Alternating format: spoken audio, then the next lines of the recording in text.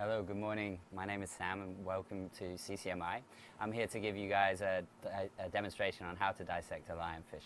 I understand you guys have already received a little bit of information about this and you come with a few prepared questions. So as we go through, we'll try and answer as many of those as we can as we go along, okay? So to start things off, I'm going to introduce you guys to the fish itself. So this right here is what we're talking about. This is our lionfish, okay? And we're going to start by talking about some of the features of the fish, okay? And as we go through, we're going to start looking at some of the questions that you guys have already asked when they're kind of applicable, all right? So if your question, although if you asked it at the very beginning, doesn't get answered right away, it'll probably be because it's something to do with something that we'll talk about a little bit later on in the dissection itself, okay? So this is our lionfish. Now, some of you may have seen them before. Some of you may have only seen them on dinner plates in restaurants, and that's perfectly okay. If you've seen them in the water before, then this will be a very familiar sight to you, okay? So first things first, we're going to go through some of the features of the fish, and we're going to start with the actual fins itself, okay? We're going to start with the fin right over the top here. This fin right here is the dorsal fin, and you can see that it is very spiky, all right? And there are lots of spines here, which are a predominant feature of the lionfish. There are 13 venomous spines along the dorsal fin right here. And as we start the dissection, we're going to look at these spines in a little bit more detail, as I know somebody has already asked a question about the spines themselves. All right, so that is the dorsal fin right there. Next fin we're going to have a quick look at is going to be the pectoral fin, which is this fin right here. And as you can see, it spreads right out. Once we start to dissect the fish, we're going to look at this in a little bit more detail and what this fin is used for in terms of the fish. But you'll notice that I can touch all of these fins right here, okay, and there are no venomous spines on this fin itself. As we move towards the back of the fish, we're going to look at the tail fin or the caudal fin. This is where the fish gets all of its locomotion from. So some fish, like parrotfish and wrasse, actually utilize their pectoral fins for locomotion, whereas the lionfish, all the movement is going to come from the tail fin or the caudal fin itself. Now, if we flip the fish over like that, we can see there's a couple more fins just below here. So we have two fins right here, okay, and these ones are referred to as the pelvic fins. Okay, now again, I'm handling these ones rather carefully because these also have a venomous spine right there, okay? And the last but not least is we have this one fin right here at the base of the tail, okay? And this is the anal fin. And again, these have 3 venomous spines right here at the base, okay? So that is our lionfish. And we can see from this lionfish, we can actually see how it was caught. So if we turn the fish around like that, we can see a good sort of hole right back here at this point here. This lionfish was speared, okay? So as we come on to have a little look at the meat, we'll look at the effects of utilizing the different capture techniques and what that does to the meat, because these guys, as I sort of mentioned before, are often sort of sold in restaurants for food. Okay, so we'll look at the capture techniques and how that affects the meat itself, okay? Now, this fish feeds via a mechanism called buccal feeding. Now, the feeding mechanism is very similar to groupers, okay? So, these guys, what they do is they spend most of their time swimming around just like this, in this position. Now, when they are getting ready to feed, what happens is they actually stick out their pectoral fins, and that allows them to then corral the prey into a corner. And when we dissect the fins and when we take the fins off, you'll see just how big those fins can actually get. All right? And what happens is the fish itself, once it's got the prey into the right position, it actually changes position and turns into this position right here. And at that time, what happens is it actually fast movement from that tail or from that caudal fin right down, and at the same time, the mouth opens super wide. So you can see right there just how wide the mouth. Inside, you may even see just a little tongue, which actually helps to position the prey to help it go down the throat of the fish itself, okay? And when that mouth opens that wide, what happens is you get a pressure gradient and change. You get a change in pressure, and basically that causes a suction effect, and all of the small fish that it feeds on get sucked into its mouth. And now that the sort of feeding mechanism and what it feeds on is one of the reasons why this fish is so particularly devastating to the reefs of the Caribbean, okay? So as I'm sure many of you know, these are an invasive species, and I hope that you know whereabouts in the world they come from. Take a little moment to have a little think, and you can see if you remember before I give you the answer. They are indeed from Southeast Asia, okay, so the Indo-Pacific. Now this area stretches all the way from Eastern Africa all the way to the Hawaiian Islands in the center of the Caribbean, end of the Pacific Ocean, and so a huge area. And there are many different species of lionfish. There are about 12 different species of Pectoris. We are particularly focused on two species in particular, the Pectoris miles and Pectoris volitans. Now, the interesting thing about those two species is that when they exist in the same area, they actually look, or they mimic each other in terms of the way they look. So it's very difficult to tell the difference between. So just looking at this fish right now, I wouldn't be able to tell whether it's a Pectoris miles or a Pectoris volitans just by looking at it. I'd need to do some genetic studies to find out. Okay. Now, an interesting sort of question would be where, we know where they came from, but how did they get here to the Caribbean? So again, maybe just have a little think right now and see if you know how they got here. There are many different theories. Now, some of you may have thought ballast water. So ships, large ships, when shipping containers, take on water in different parts of the world and utilize that to help it float as it crosses the oceans. And when it gets to its destination, it releases all of that water. So anything inside the water, such as juvenile lionfish, will be released into the natural environment. Now, ballast water, or certainly trips from the Indo-Pacific through to the Caribbean, are long, long distances. And the gestation period for the lionfish is unlikely to survive that length of time. So what is far more likely is the aquarium trade. Now, the aquarium trade basically works by capturing fish from the wild, utilizing techniques such as cyanide fishing. This is where they take a little squirty bottle of cyanide and they spray it close to the fish. Now, the fish, and I'm sure you guys have been snorkeling before, when you snorkel over the fish hide away into the reef themselves. And when they do that, they make it very difficult for the fishermen to get hold of them. The cyanide itself actually knocks the fish out. So what they do is they take a crowbar and they break open the reef, and then they take hold of the fish and they put the fish into a bag. So that's how they catch the lionfish, and then the lionfish is then shipped over. But it's not just lionfish that they do this with. Angelfish, butterfly fish, snappers, groupers, all of those kind of fish that are sort of requested or by the aquarium trade in Europe and the Americas. That's how they catch them.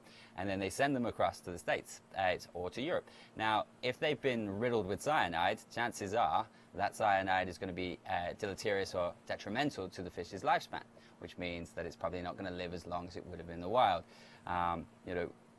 That may result in the lionfish dying early, and obviously you bought the lionfish for your aquarium for a reason. So where are you going to go? You're going to go back to the pet shop, and after the pet shop, where the pet shop going to go? They're going to go back to Southeast Asia, and the whole cycle continues. And an interesting fact about this is not just the aquarium trade that does this, but also the live fish restaurant trade. So when you guys start doing a little bit of traveling, and maybe you'll head down to Southeast Asia and go into a restaurant, you may see a fish in tanks, and you can choose which fish you want. But bear in mind, all of those fish have been caught by cyanide fishing, and that cyanide is in the fish, and when you eat it, it goes inside you. So now we know where the fish has come from, and we know why it has ended up into the sort of Caribbean. Now, we've had a question from Kate on Facebook who's asking, is cyanide fishing still happening? Yes, very much so. Some reports have said that they've slowed down, but not really. Again, it's often people attach blame to the fishermen themselves. However, that's not really the case. It's the demand that is the problem. So as long as the demand is there, these kind of techniques will be utilized in these poorer regions of the world to be able to catch these fish and take advantage of that market. Okay. The other thing is, you may go into a shop and pay £4 for a lionfish edge for your aquarium, but that £4 isn't going to translate to the fishermen who bought it. They're going to get a very, very small percentage of that. So therefore, the demand to or the want to catch as many fish as possible to make as much money comes into place as well. Okay. So we know where they're from, how we catch them, and how we got them to the Caribbean. But how did they get released into the Caribbean? Now, again, there are multiple theories, and one of which sort of revolves around a hurricane.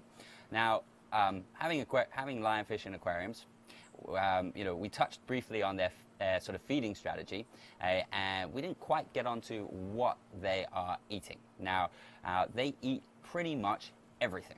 anything that they can get into, as we discussed before, that large mouth, okay? Now that could be a third of the length of its body, okay? So if we're looking at this fish right here, we're probably looking at somewhere about there, from the tip of its mouth to about there of what it could fit in its body.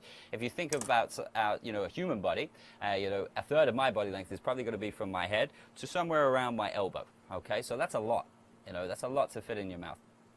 And they are indiscriminate, okay? They will take advantage of any particular food prey or prey items that they can get at hold of. So that could be fish, it could be crustaceans like crabs, juvenile lobsters, and even they will eat each other. So if there are no sort of food available, but there are young lionfish, they will eat each other, okay? So it's very indiscriminate. Now, if I put this fish into my aquarium, which I've spent lots of time and money sort of building, and they will land lionfish sitting at the bottom of the tank, and I'm going to be wondering where everything else went. The lionfish ate it all. So that could result in me kind of going, well, you know what, I don't really want to keep this lionfish anymore. I'm going to get rid of it. And what am I going to do? Sometimes people just, you know, pour it down the sink, pour it down the drain.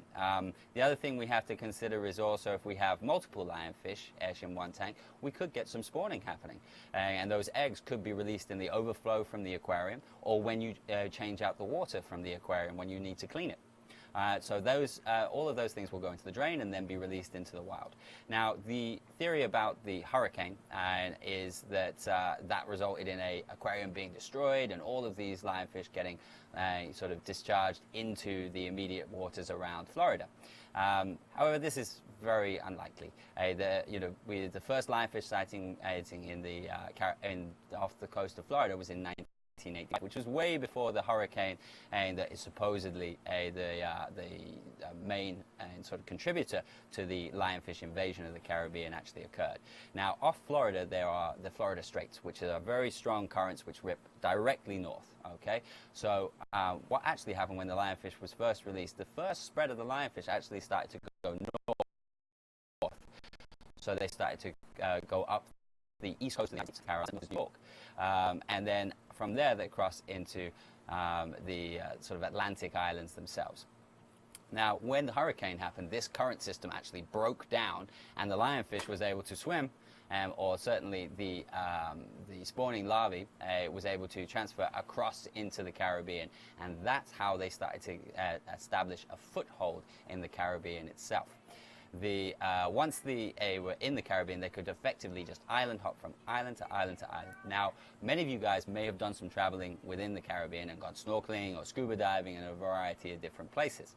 And when you've done that, I'm sure you noticed that there are, more or less the same sort of species as from island to island. There may be a few missing, or one or two missing, or a different number in terms of the assemblages, but the same sort of species are there. And that's because of this current system that allows the juveniles to move from island to island and spread through the Caribbean. And that's how this guy got into the Caribbean and really took hold. Okay, so we know now that where they came from, we know how they got here, we know how they were released, and we know what they eat. Okay, so when we first started doing surveys of lionfish and catching lionfish, when we realized that they were going to be a problem because they eat just about everything, we decided we needed to catch them. And this really sort of started in 2009. So in 2009, I was working in Mexico, and we used to work in sort of 3-month periods. Okay, the first 3 months we didn't see any lionfish. The second 3 months we saw one right at the end. And the next 3 months, we started to see them every few dives. And the last 3 months I was there, it was multiple every single dive. So there was a big pressure to start to catch the lionfish and see if we could do some good and try and get at them off the reefs as much as possible. And the way this kind of started, just give me 1 second here to try and balance my fish a bit. There we go. We started with nets. I mean, they were a little bit bigger than this. Obviously, you can see that this fish would be a bit of a struggle to catch in here.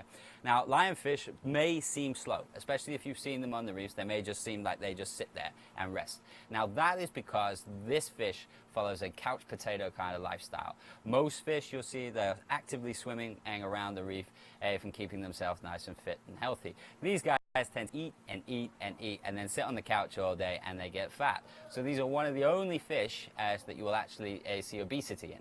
So when we open this fish shop and have a little look inside the body cavity, it's very likely that we're going to see some fatty tendrils in there, okay?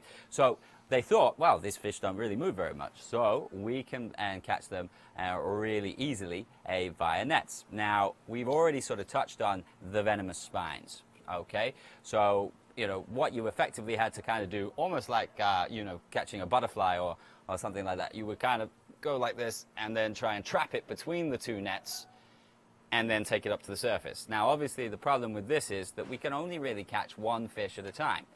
Also, as they're very quick, the catching method wasn't very successful. So that went by the wayside pretty quickly, and we switched over to using these guys, which are the Hawaiian slings, okay? And we'll come on to talk about these in a little bit more detail a little later on, okay? So, we've had a question from Nick on Facebook who says, if lionfish have been around since 1985, how are they still so bad for our reefs? As I said, Nick, at the beginning, when we started to talk about how they proliferated into the Caribbean, and most of the lionfish stayed in Florida at first.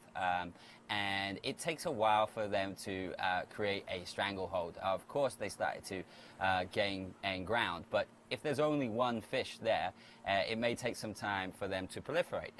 You know, obviously they need a second fish to be able to spawn. So if they're not a female laden with plenty of eggs, then they may not have spawn. So then the next one that was released, potentially that was then a spawning female, which then started to gain some traction in terms of proliferating the population. So there's a few different things at play, and also they have competitors on the reef. As I said at the beginning, they feed via buccal feeding, and they feed on the same things that groupers do. So in areas where there are healthy reefs and plenty of groupers, they can actually maintain the lionfish population, and not necessarily via predation, but more from competition. So there's less food available for the lionfish to take hold of, okay? So I think at this time we're going to start going through some of the basic survey techniques that we started on once we caught a lionfish. And the first thing we would do is we would actually measure our fish. So we need to get some metrics on this fish. We want to know how big it is, how much it weighs, and then we're going to look and see what is in its stomach. Okay, so we take the fish and we place it onto our ruler right here. Okay. And what we need to do, whenever we're measuring a fish, we need to make sure the mouth is closed. Because as you can see, when I open the mouth, come on, there we go. You can see that it kind of extends the overall body length. So if we push it back in, make sure that's nice and closed, place that right on the edge of the ruler, okay? And we take our knife and we basically move the knife along here, and we get to a point where we'll see this fish is about 27 centimeters as long. Now that is the total length. Now, depending on the methodology you're using, they may ask for the total body length, or they may just ask for the body length, okay? And that's basically where we minus the tail fin and we move in to this area right here of the fish, where the tail fin attaches to the body, right there, okay? And this is referred to as the caudal peduncle. All right, so that's what we get with regards to our length of the overall fish. Now, after we've got that, so we know that it's 27 centimeters, okay, we're going to take it and we're going to place it on our scale to see how much it actually weighs. So we take it, place it right there, okay, and this fish weighs exactly 350 grams, which is nice and easy for us, okay?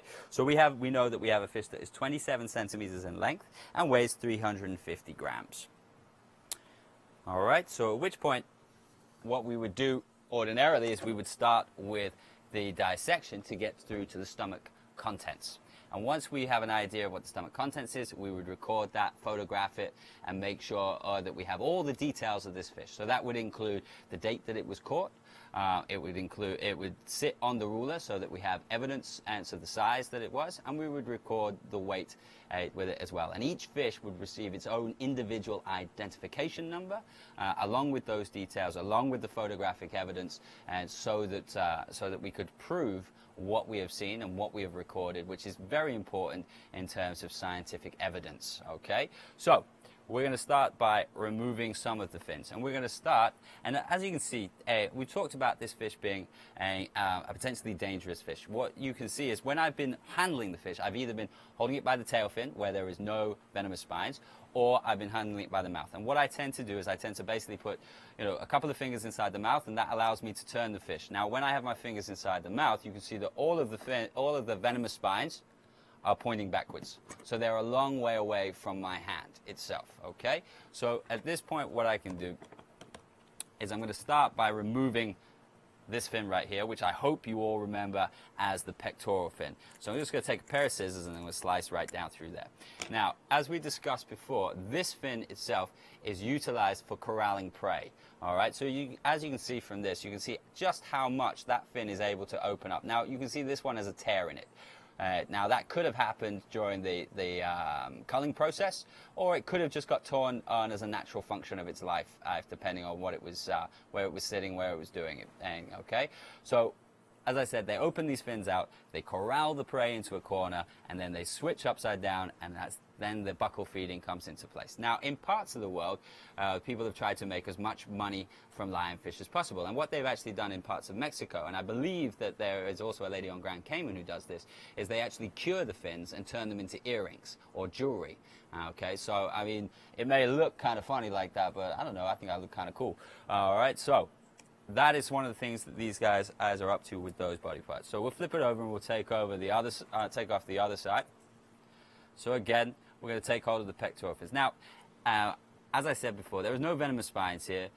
There's no necessary reason to remove these spines in terms of doing the dissection, but they do kind of get in the way, so it's a lot easier if you remove them when you're going through this process. Now, of course, you can wear gloves when you're doing dissections. However, these spines are incredibly sharp. We'll come on to look at those in a little bit more detail in a bit.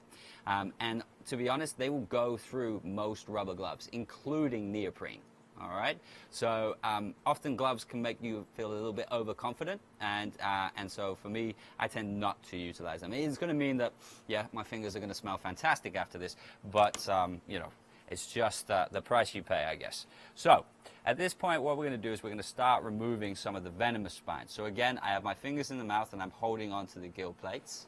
Okay, all right, and what I'm going to do is I'm going to take my scissors and I'm going to place them right at the base of the dorsal fin, okay, and I'm going to slowly snip down. And you can see that what I do is obviously my hand is going to come kind of close to the spines themselves. But what I'm going to do is I'm going to snip and then I'm going to move. I'm going to snip and then I'm going to move. Okay, and the process continues. Okay. All right, and there we go. We're giving it a nice, tidy haircut, which, oh, we missed one a little bit right there. So it's always important to go back over and check. Okay? Now, the spines themselves, we just clip one of those off. So the spine itself, as you can see from the spine, what you have is you have like a little area of skin and over the top of the spine itself, and this is called a sheath. Now, at the base of each spine, you have a venom sac. Okay, this is where the venom is stored. Now, we had a question at the beginning asking whether all lionfish are poisonous. Okay, now it's very important that we talk about this for a second, because poison and venom are two very different things. And it's poison, and okay, has to be ingested. Okay, which is a very important and distinction, because if you said that lionfish are poisonous, then no one's going to want to eat this fish, because if I eat it, then I'm going to suffer in some way, depending on the sort of severity of the poison. This fish is venomous, so if we remove the venomous areas of the fish, then we can eat it without any problems at all. Now, again, in some parts of the world, such as Mexico and the Spanish language, there is no distinction between venom and poison, which can sometimes make it very difficult. Okay, so but getting back to Nathaniel's original question, which was, are all species of lionfish poisonous? No, no lionfish are poisonous, but they all are venomous, okay? Lionfish belong to the Scorpanidae family, so they are very close relatives to the scorpion fish and also to the stonefish, which are native to Southeast Asia. We do have scorpion fish here in the Caribbean, though, okay? So, getting back to the spine itself. So, as I was saying, the spine has a sheath, and at the base of each spine there will be a venom sac. So what happens is, as the spine penetrates, what happens is that the sheath gets pulled back, okay? All right? And you can see the clear spine underneath. Now, the spine itself, most times when people think of venom, and when I say it needs to be injected, you think of a needle. And often that makes you think of a hollow tube, which injects through the needle. Now, with these, they're not actually hollow. What there is actually a groove that runs along the spine.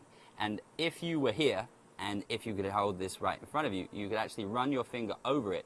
And my nail of my thumb right now is in that groove, okay? And I am running my nail right down the groove, right the way towards the tip, okay?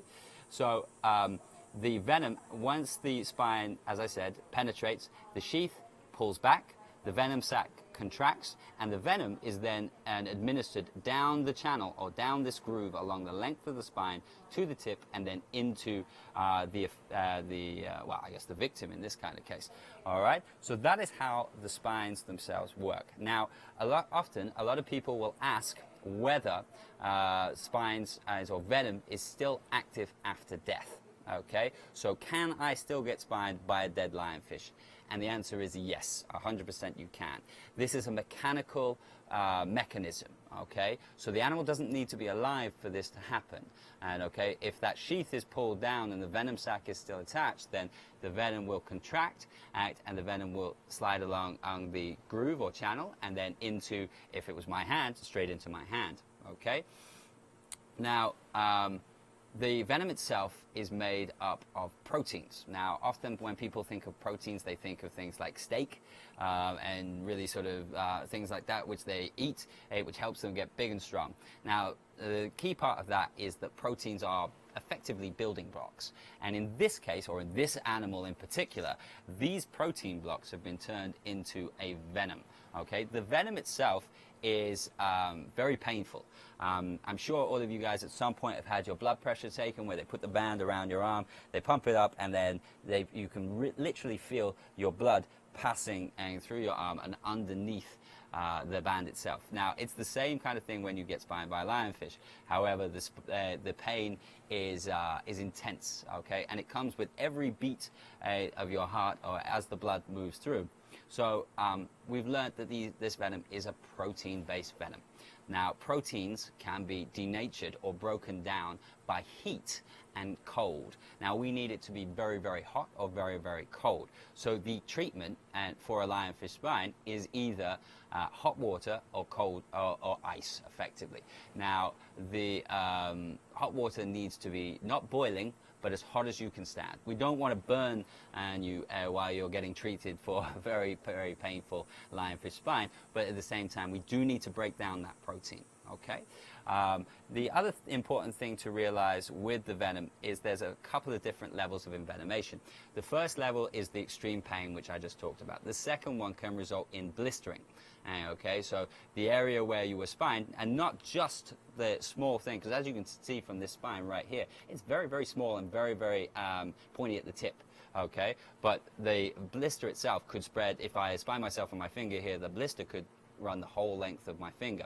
And then what will happen is that the skin itself will slough off. I know it's very disgusting, and that will leave an exposed area without an epidermal layer, okay? Which means that you run the risk of something like secondary infection. The other thing to consider is also that when you get spined, and by a spine, you get a puncture wound, and that has to also be treated for secondary infections. And if a part of the spine breaks off, that needs to be removed as soon as possible. Now, the last level of envenomation, if you get a lot of venom very deep into your body, that can result in necrotism, okay? And that is basically where the affected area, say that my finger right here, if it's spined, my finger will turn black and die, resulting in the need for amputation. This is why it's very important to always make sure that if you are going lionfish culling, or if you're handling a lionfish, doing a dissection or preparing it to eat, that you have hot water on standby and ice and potentially even a nurse's number, because like many other species that produce venom, such as bees, snakes, scorpions, sometimes this can have very deleterious effects to a person who is spined or stung by one of these creatures. And I'm sure you may know people who have to have EpiPens with them in case they encounter one of these things. So you don't know how this venom is going to affect you until you've been spined by it. Okay. Now we've had a question from Antoinette, basically asking how big is the biggest lionfish on record. Here in the Cayman Islands, I believe it's about 47 centimeters. In their home range, lionfish kind of get up to a maximum size of about 35 centimeters. But that's a very big lionfish in Southeast Asia, and having dived there on multiple times, and I don't think I've ever seen a lionfish that big.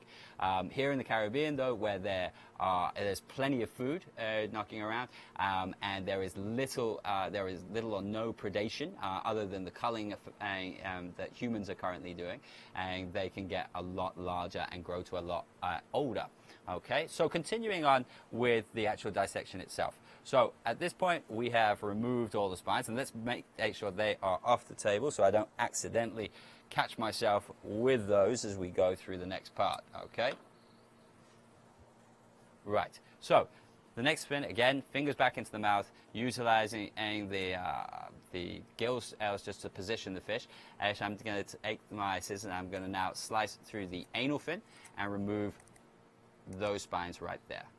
Okay, again, we want to make sure it is close as possible to the body so that we don't leave any bits lying out. Now, well, I think I've already given the ghost away here. I can already tell that this is a female, and when we get to opening it up, we will see exactly why that is. Okay, so the last one we need to do is the pelvic fins. Now, to do this, what I do is I basically take a knife, and I take the knife and I place it behind the breastbone right here, okay, and I slice down, okay, and we can see there's all those row from those eggs, which is why I know it's a female. I've already started to jettison out of the fish itself. Okay, so we slice down through there and we take that part off. Okay, so those are the last fins. You can turn it into a novelty mustache if you like, but not everybody finds that funny.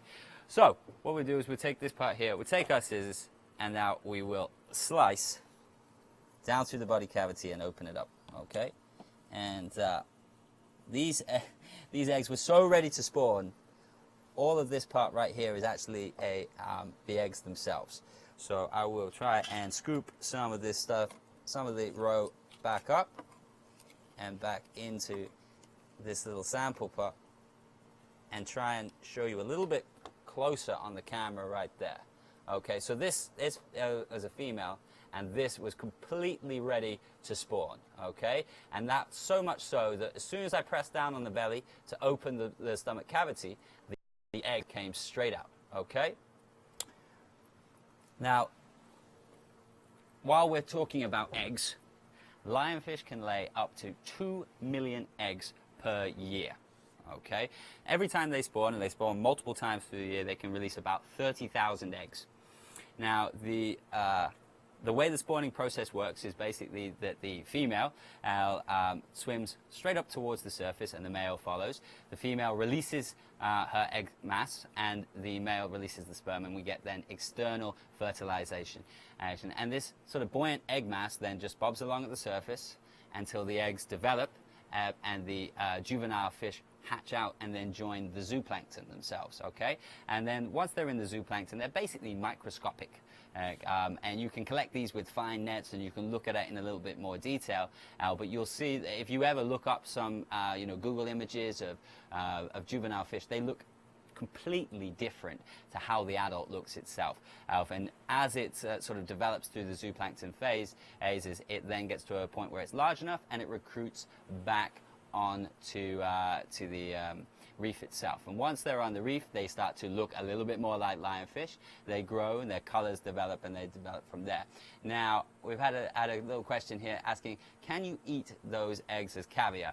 You can eat fish eggs. You can eat these as roe. I'm not going to demonstrate this right now because this fish has come from the freezer, okay? And because of that, we're not going to be eating this fish today. This fish is purely for demonstration purposes only. Okay, so this was caught on a cull a number of weeks ago.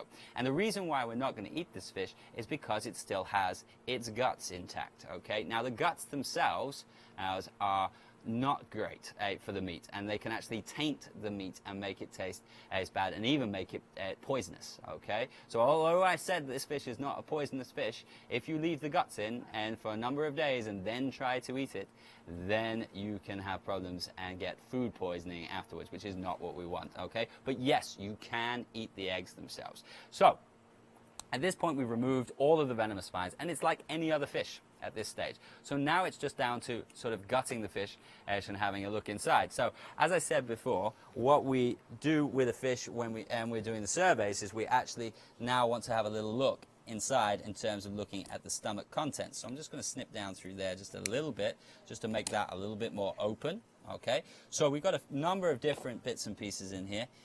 There is part of the egg mass again right there, so I'm just going to clip that. So there are two gonads and two egg masses that basically form down either side of the fish itself.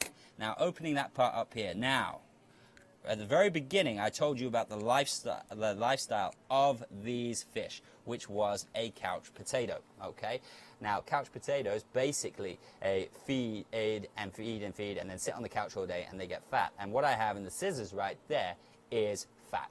Okay, so when we open up this body, the first thing we saw after we saw the eggs was this large quantity of fatty tendrils that have formed around the internal body cavity of the fish itself. Okay, all right, so there is a little bit of fat. The next thing we can find in here is our stomach. Okay, so now it's very nice and presented. Sometimes the stomach will be quite shrunken. Now, we've said that lionfish eat a lot of different types, so let me just cut away some of that fat right there so you can really see the stomach itself. So that is the stomach right there. That is right here where my scissors are. Okay, right here where the scissors are, okay, is the sort of esophagus, which connects to the mouth and throat, and then this bag right here is the stomach itself. Now, again, we said this fish is a couch potato. Now, you don't always eat all the time. You know, if you have a big roast dinner on a Sunday, you're going to eat all of that food, and then you sit in front of the TV and you're going to digest, okay? So sometimes when we get to it, the stomach is actually empty. So we're going to have a little look inside and see. So we're going to hold the stomach out, and we're basically just going to snip through the esophagus, just like that, okay? And we're going to remove the stomach, okay? Right there, so there's the stomach. We're going to remove that away. And we're going to have a little look inside there in a moment, okay? Well, what we need to check is we need to make sure that nothing is stuck in the mouth, because sometimes you get little fish stuck right there. So I take my finger, I place it down, and you can see my finger wiggling outside of the throat right there, inside, okay? Let me see if I can twist that a little bit more or bring it to a bit closer, okay? So you can see my finger right there, checking that there's nothing left inside of the stomach itself. So sometimes fish get caught in the throat or get caught in the actual gills themselves. And when we open it up and look at the gills, you'll see that in a bit more detail, okay? All right, so what we're going to do now is we're going to take a little look inside the stomach. So what I'm going to do here is I'm going to take my scissors and I'm going to open it a little bit more, first of all, okay? And what I'm going to do is I'm going to take it apart and show you what's inside, okay? So we have something there, but what is it? And that is always the problem when you're doing stomach contents analysis. You could get a perfectly freshly caught or freshly eaten fish, or you could get some fish goop, okay? All right, so what we're going to do now is I'm going to just push that out, and we're going to see if I can see exactly what it is. Now, to me, that looks like a combination of different things. Okay, I'm just going to turn the stomach completely inside out by putting my thumb underneath the bottom part. Okay, and I can see there well, we've got a little growth. Okay, no, there we go. So we can see now that there is nothing inside there. We can see that there's lots of blood vessels around it, just like there would be around your stomach, to aid with the digestion and the breakdown and the take-up of nutrients, okay? All right, so in that little bit of fish goop, which we talked about earlier, right here, we try and sort of move it about a little bit and see what we've got here. Ooh, I mean, it is very difficult to identify that. That is a small juvenile fish. And unfortunately, I've lost part of it there because it is so digested that it has already started to break down. Now, when we are recording these kind of things, what we are basically going to say for that is that we found a fish. All right, we try and break apart the stomach contents as much as possible and really see what it is, but we can only identify it to the level at which we can ID it. And if we can't identify it, then we don't say anything. We say there was something there, but we say that we couldn't actually identify it. Now, this itself is something quite hard, and it almost looks like a small mollusk of some sort, but it is quite difficult to actually see what it is. It may be a small crab, but again, it has been pretty heavily digested, and it's going to be difficult to really sort of tell what that is. So that's the stomach contents itself. Now, at this time, what we're going to do is we're going to continue. We're going to have a little bit more of a look at the inner mechanisms of this fish. And we're going to go to the next point, which is going to be to look at the gills. Okay? So what I'm going to do is make a little snip at the throat. If I can get right in there.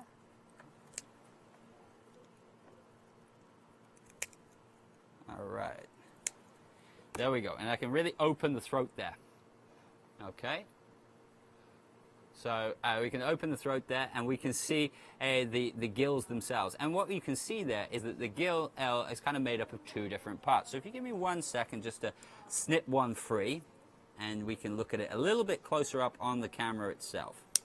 All right, so there it is right here. So I'm just going to place that on my hand, bring it a bit closer to the camera. So you should be able to see there basically the white section and then the red section. Now the white section is the Gill Raker, all right, and this has basically been modified to almost become like teeth. And now they are incredibly sticky, and they face backwards into the lionfish's throat. So anything that goes into its mouth is going to really struggle to get to grips with that side of things. The red part itself is the gill filament, okay? Now, the gill filament is where the gas exchange occurs, okay? So this is where they pick up the oxygen from the water. Now, you do the same thing in terms of picking up the oxygen from the air via your lungs. So this gill filament here is basically the equivalent of your lung itself, okay?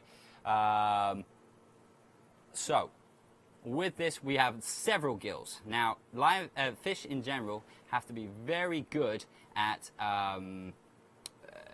extracting oxygen from the water because there is very little oxygen there itself. Okay, so what happens is that basically they have a 95% removal rate. Okay, so in your body with your lungs, you are only capable of removing about 5% of the oxygen from every breath, okay? In air, there is 21% oxygen, okay?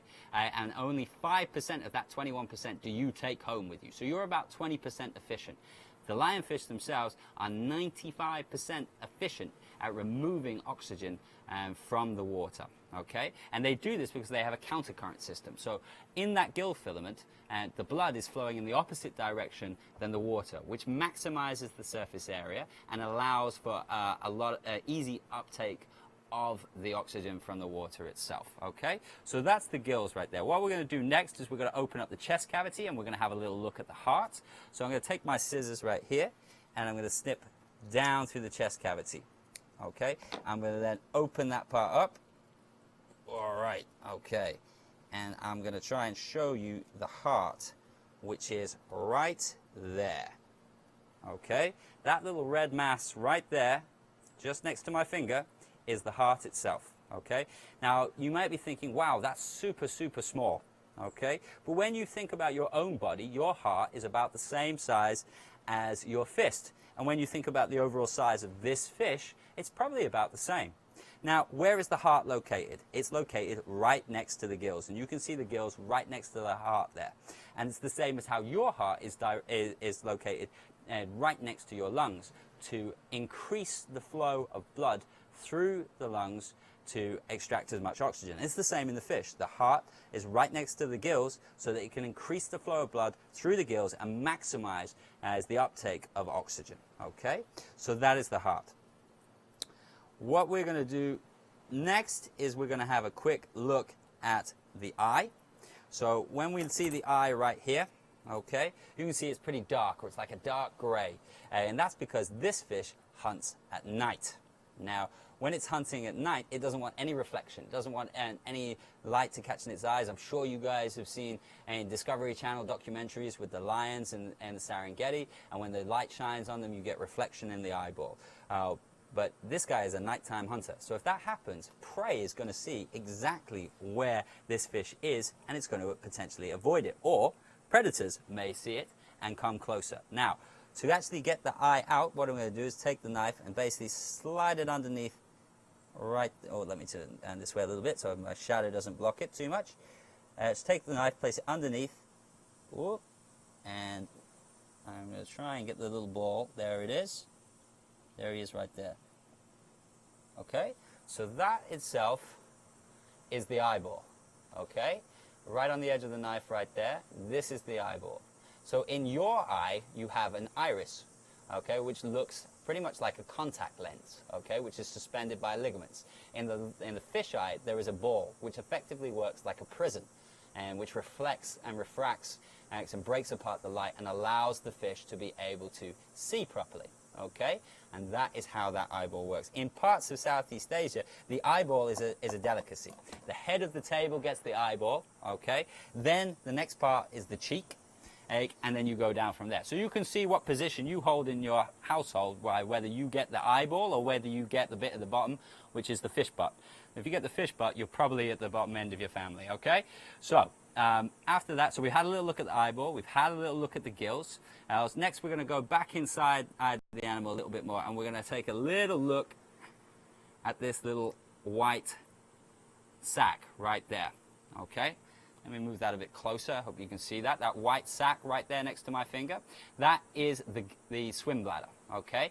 Now, the swim bladder effectively works like a snorkeling vest or a buoyancy control device when you go snorkeling, or when you go diving. You can add air into it, and you can modify your position in the water. This fish can do the same thing. By adding gas or removing gas, it can change its position in the water. So it can go up, it can go down. It can go like this when it's hunting, and it can... All right, there we go. It can even sit upside down completely, okay? So because of the special muscles which help to position the actual gas inside the bladder itself. Okay, so that is all of the key features. Now what we're going to go through is how to clean the fish so that you can prepare it for eating. Okay, so next thing we're going to do, there's a couple of different ways of doing it. You know, whole fish style, so you can fry it in the pan, you can wrap it in foil, onion style, or you can fillet it. So first of all, we're going to gut the fish, and again, if you guys catch a fish, it's very important to gut it as soon as possible to prevent all of those nasty guts in there from tainting the meat and making it taste bad. So what we can do at this point is we can actually just basically snip this, okay? So by snipping the gills here and here, we can then take hold of the gills, and I hope this works, otherwise I may look a little bit silly. We can take hold of the gills, all right? And when what goes forwards, make sure you've got hold of all of them. Okay, rock it a little bit backwards. I think I've not quite got hold of it. All right, and then you can basically pull back, and all of the guts are going to come free in one part. So that's the gills to the esophagus, to all the fat and everything that's in there, all pulled out in one. All right. So that white sac there, that was the swim bladder that we talked about just before. So we're going to remove that part. Now at this point, if we were going to eat it sort of kind of style. We then take this, clean this, get removed. There's a couple of gill pieces that we missed here, so we take those parts out. Okay, like that. And there we go. It's nice and clean, and we're ready to eat. Now, that's if we're going to do it that way. The other thing we need to do, though, before we actually, is we're going to need to scale it. Now, the skin color is quite an interesting kind of one. All right. So with this, is what we can do is scale it. And we scale it basically by taking our knife and passing it back along the fish. And you see that it starts to lose its color. Right there where I've just done it, you can see a buildup of the scales around that area. Now, the skin pigment itself is very important. Okay, it aids with the camouflaging. Okay, so the basically inside the skin there are these little chromatophore cells which allow the animal to lighten or darken its skin pigmentation, which helps it to blend in. There are a couple of other features to the fish, such as on the face we have these little kiri which stick out from the face right here, which allow it to look a bit like an algal-covered rock. And sometimes when they're juveniles, they have eye stalks which stick up from there, which again help with the disguise or the blending in of the fish. Now, so we talked about how to scale the fish. Next thing we're going to do is we're going to talk quickly about filleting it. Okay, so what you're going to do, and you do need to be careful because on the face here there is almost like a bit of a beard. Now on the males it can be a bit more pronounced, but sometimes that's not the defining feature whether it's a male or a female. So just be careful with your hand on top of the fish's face because they can be quite sharp. What you're going to do to fillet it is you're going to take the knife and you're going to place it just in at the back, just on the caudal peduncle, just down from the tail fin itself or the caudal fin. Make a small incision, and then what you're going to do is you're going to rotate the knife round. Okay. And what you're going to do at that point is you're going to start to pick up the base. So there's a little backbone in there, and you'll feel the actual spinal cord itself. So you're going to take it, and you then, once you've reached the sort of spinal cord and the flat part of the fish, you're then going to just rock your knife backwards and forwards, okay? All right? Backwards and forwards. And you'll see that the meat starts to come away. I apologize, this is not normally how I would fillet the fish facing it this way towards you, but I hope that gives you a better idea of it. But it may mean that I miss a bit of meat. But fortunately, this one came from the freezer with the guts intact, so I'm not going to eat it, so I'm not wasting any meat at this time. Okay? And what you can do when you get a little bit better is you can literally just pull down on the knife, and you can pull it away from the meat itself. Okay? All right? All right, just like that, opening it up. Slicing down through the main part of the body, okay? What you're going to do is cut it off just there. You take it, slice around the head, slice down through there, and then you've got your fillet. Now, what you can see from this fillet is you can see these red marks here. This is trauma, okay? So on the flip side, what you'll see here is you'll actually see where the went inside the fish. So when we are attempting to spear lionfish, the area we're aiming for is the head, okay? You hit it in the head, you kill it outright, which makes it easier to handle, easier to get in the bucket, less chance of you getting spined, okay? To handle a spear, you need to get your license from the Department of Environment, and you need to be over the age of 18 to handle a spear. And it must be through a licensed spear, okay? And you can join in through the customer spearing program with a number of different dive operations on Grand Cayman and as well as here on Little Cayman, and participate in the cull on a fairly regular basis, okay? So when you have this trauma, it decreases the value of your meat. So if you wanted to sell this and you came up like this, then, well, fishermen are not, like the restaurants are not going to pay the same sort of price for it. So we do need to be careful about how we kill the fish to try and maximize what we can make out of it towards the end. Now, we're not quite finished here. We still need to prepare it a little bit more before the fillet is ready. So we need to cut off this little belly flap and remove that. And then we need to remove the skin itself. Now, some fish, you have to you just scale it and you're done. With this one, you can literally just pick at the end. I'll try and get it to the point where I can show you a little bit better. There we go. So what I do is I basically take hold of the skin and I put my thumb underneath it between the meat and the skin, and I basically back as I go. Okay, there, okay. It starts to come loose. Oh, unfortunately this meat has gotten a bit soft, but you can just basically pull all of the skin directly off, and then you get left with the fillet itself, okay? And at that point you can do whatever you like with it. Whatever you can do with a grouper, you can the line.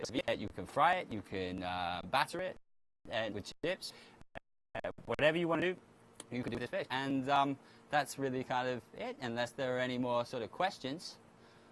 In fact, I think there's one from Jeremy right there. Is there a limit on lionfish in Cayman, and can I spear them? I kind of touched on that just a little bit there when we were talking about the spearing license. There is no limit in terms of size. If you find one this big, you can catch it. If you find one this big, you can catch it. It doesn't matter, okay?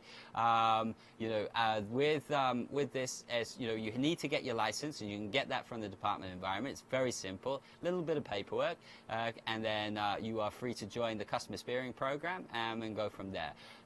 There are no longer licenses for individual spears. You do need to go with a registered shop to be able to do this activity.